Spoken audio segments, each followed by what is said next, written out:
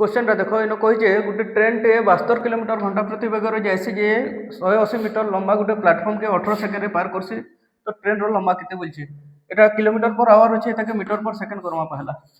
तो 5/18 गुणन कर देले कना हबा 18 चाहो 72 20 मीटर पर सेकेंड तार स्पीड आसी जीवा केते टाइम नउछे 18 गुणन 20 स्पीड रे जाउछे बोले 18 दुने 36 360 मीटर टोटल डिस्टेंस कवर करवा तो सेथिर भितरु तो 180 प्लेटफॉर्म रो डिस्टेंस तो तार लेंथ टा केते हबा दुही लेंथ के मिसी करी 360 होउछे तो प्लेटफॉर्म रो काटी देले ट्रेन रो लंबा बाहरी जीवा 180 मीटर आंसर हे जीवा ऑप्शन डी रे होचे 180 मीटर।